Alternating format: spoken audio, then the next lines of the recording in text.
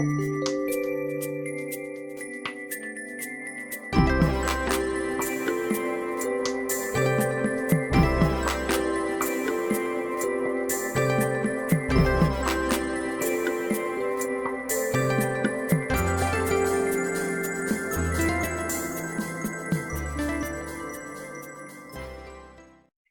and welcome to Pandora Astrology's monthly horoscope for March of 2023. We are the astrologers of Pandora Astrology. I'm Jamie Kale Miller. I'm in Berkeley, California. I'm Julia Mijas, and I'm in San Francisco, California. Let's take a look at what's happening for you in March. Well, Scorpio, let's start with Juno and Ceres, two of my favorite asteroid goddesses. Maybe they're two of your favorite ones as well. Starting in particular with Ceres, and she's all about the things of the physical world. And if you watched your last month's horoscope, then you would know that she is retrograde at the beginning of the month. So because Ceres has to do with things physical, like our bodies, our relationship to our bodies, the food that we eat and the habits that we have that maintain our health, and the money that we make and how we budget and spend it and save it, it might arrive as no surprise to you to think that Ceres going retrograde in your 12th house could be a little bit messy.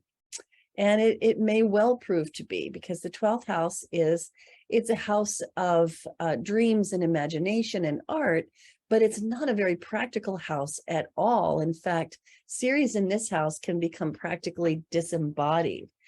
And so when Ceres goes retrograde, she throws us into a reevaluation period of all of these things: our stewardship, our habits, our physical habits of care of our body, and the habits of care of our money.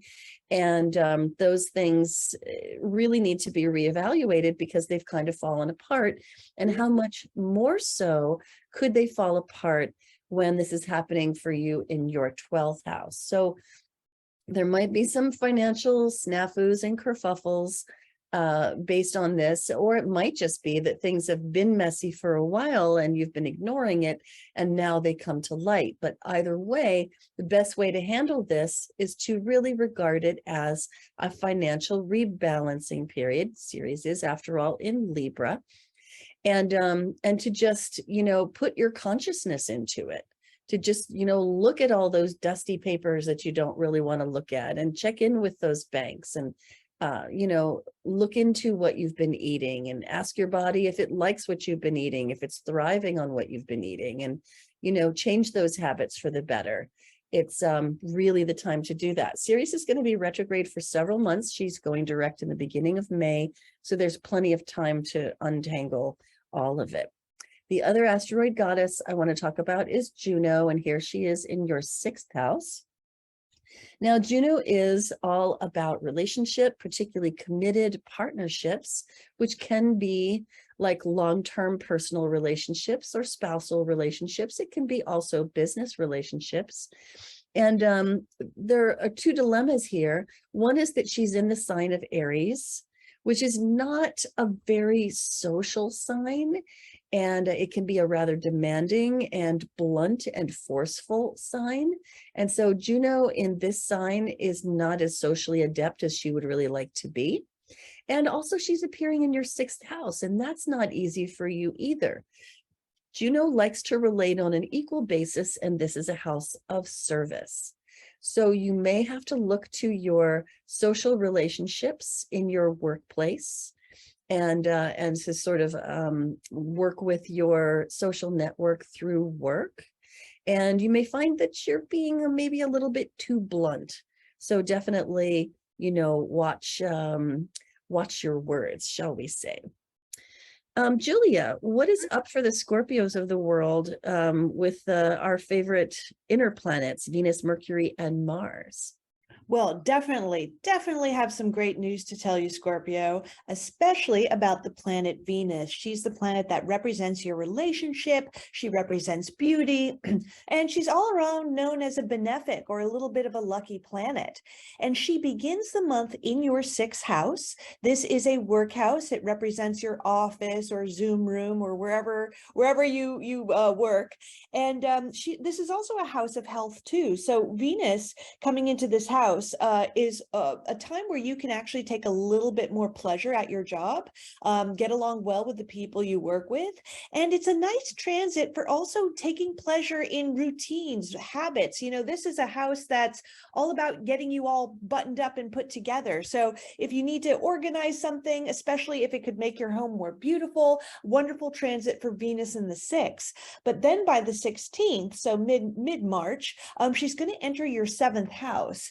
And this is a house that rules your relationship. So it's a really lovely time by the second half of the month and into next in your romantic relationship, you know, getting along better with your partner, you know, especially if you guys have been arguing, you know, lately, this is going to be the time to smooth things over. And this transit can also affect business partners too. And if you're not in relationship, then it's a wonderful time to find one. Okay, so then Mercury, this is a different planet than Venus. It represents your mind. Wherever we have Mercury, we can be very preoccupied. It starts the month in your fourth house, but it's only here for a day. That's the house that rules your past. So maybe very early on in the month, you're a little preoccupied with things that have happened a long time ago. But by the second, Mercury enters your fifth house. And the fifth house is a very playful house. And Mercury is a planet that actually really likes games too. Mercury in the fifth can be a time where your mind is a bit more preoccupied with fun, amusements, creativity, than getting down to work. That's the only challenging part of this transit, is if you have to, if you have to like overly focus on something really boring and routine, like getting through taxes, this can be a little hard. Mercury in the fifth is wonderful if you do any creative writing. It's great if you enjoy word games, word play, or, you know, games in general. And it can also be a time where you're communicating and connecting a lot more with your children too, which is ruled by the fifth. Then by March 18th, Mercury enters your sixth house. This is again the house of work. Venus was here for the first half of the month, then she skedaddles into your seventh. Then Mercury comes in and takes her place. So Mercury in the sixth is really wonderful. This is a great month for getting organized in general, not just starting new routines, especially ones that could be beautifying, you know, beauty routines or or organizing things to make your home more beautiful with Venus in there. But Mercury in the sixth house can really help you finally put your mind to at work and also go through more of those administrative tasks in your life. So yeah, if it's a little bit harder earlier in the month, it'll get easier by the end of it. And you can get a lot of great work done. Good time for spring cleaning as well. And then finally, Mars. I do have good news to report on Mars. Mars is usually a little bit more tricky than Venus and Mercury because he's known as, you know, a more challenging planet. He's the planet that can represent your energy and drive, but he also represents conflict as well. And Mars has been kind of harboring in your eighth house for a number of months. And this isn't the easiest house to deal with. It represents shared finance. So that can be your partner's income, a family inheritance, or money you make through investments, loans, things of that nature, not the money you make through your paycheck. So Mars did a whole retrograde cycle in this house, and he's been in this house since the fall, which means that this has been a frustrating money cycle in general. It could be that you have been trying to apply for a loan, things haven't been going so easily, maybe remortgaging the house didn't work out, maybe your crypto stock isn't doing so well, or maybe there have been fights about money with the people close to you too. That could also be another expression, or your partner is going through some income troubles too. Eighth house is also a very sexual house, and Mars is a sexual planet, so there could have been some sexual frustrations too over the last few months. So finally, all of those things are going to start, we're going to have a shift away from that 8th house energy on March 25th when Mars enters your 9th. The 9th house is a much more lighthearted place. It has to do with philosophy and travel and higher learning. And Mars coming into this house in the last week of the month is going to be a time where you're very driven, driven to learn more, maybe driven to have an adventure or new experiences.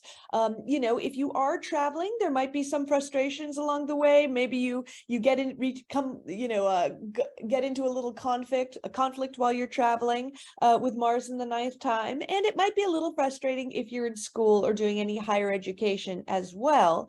But Mars in the 9th house might give you that, that drive to sort of horizon chase a little bit more and expand yourself a little bit more, whether you're doing so through your mind philosophically or just through the physical universe by going out and seeing new things. Julia, a little while ago, you mentioned that it's a pretty good month for getting things organized, which is absolutely true. And I just wanted to say that Juno moves along into the relationship house right here, March 11th. Ooh, nice. And then is followed by Venus entering that house a little bit later on in the month. So there's this shift over the course of the month from having a lot of energy on organizing to where relationships really become a big focus. Yeah. So that's pretty sweet stuff. I want to talk about some moons though.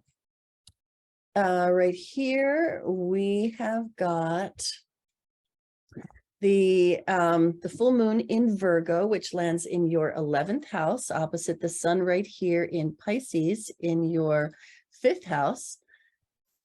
Oh my God, my software is totally misbehaving. And full moons, of course, tend to be very full with emotion. This one's a little bit perhaps more impassive than some because this is moon in an earth sign, and earthy moons do tend to be a little bit more emotionally collected. This one we're calling shape and mold in your quirky way because moon in Virgo and the way that it trines Uranus. This moon has a lot of really nice harmony. All of the quirky eccentricity and innovation of Uranus is supporting this moon wanting to organize things. Now, this moon shows up in your 11th house, which is your community, your friends, your networks, your peeps, right? And so you may find yourself feeling social under this moon, wanting to go out and be with people, but also maybe kind of wanting to organize them a little bit, maybe wanting to criticize them a little bit, maybe wanting to kind of perfect things, which does kind of imply a bit of a view to how things are broken or wrong. So you might have to restrain yourself perhaps from being overly critical. But I will say this moon is largely harmonious, and the one really difficult part of it is the square to Mars, which could, light some fires of irritation for sure. The next thing that happens during the month is a seasonal change on the 20th, where the sun moves into Aries. And this is the spring equinox, and that moves the sun into the 6th house with a big pile of planets right here in Aries in the 6th house. And this is some of what I was talking about a minute ago when I said that, there's this big emphasis on organization. And having Aries in the 6th house means that you, Scorpio, are capable of bringing a lot of energy and drive to that arena. So the new season of Aries is filled with the quality of the force of spring. It carries with it a lot of drive, a lot of energy, a lot of vigor. It feels so fresh and new. And that quality also shows up very much in the new moon in Aries, which you're seeing right here. And that really happens on the 21st. And this one we're calling Clear Your Head and Begin Your Expedition. And that's because the Aries is so adventuresome, has so much drive. And Mercury is here with this moon as well. And we know that Mercury, as the thinking and learning and curious side of us, when placed in the adventuresome sign of Aries, wants to engage in thought adventures as well as physical ones. So it's a pretty great moon for you to just, don't just roll up your sleeves, like take off your shirt so that it doesn't, get in your way as you do all the cleaning. Like put on your rattiest clothing and just have at it when it comes to the spring cleaning this year. I think you'll maybe even find that it's fun to do it that way. So this particular moon does have quite a bit of stress in it. I want to warn you. The sun and the moon together oppose that Ceres that I was talking about, and they square that irritating Mars that I was talking about, but they have wonderful support from Pluto. And so this moon has an unstoppable quality to it. Once you start that spring cleaning, it's going to look messy along the way, but you'll find that you're unstoppable. And afterwards, what a transformation. If you love Pandora Astrology's free and informative horoscopes, please do hit that like button, subscribe to our channel, and share our horoscopes with your friends. Horoscopes are fun, but they're also really general. If you want to explore this month's themes more personally, we'd love to meet with you in a real live reading where you can gain powerful insights and learn what you need to make the big decisions in your career, family, or relationship. You'll find the link in the description below. Enjoy this beautiful springtime, and until next time, we'll see you around the cosmos. Bye-bye.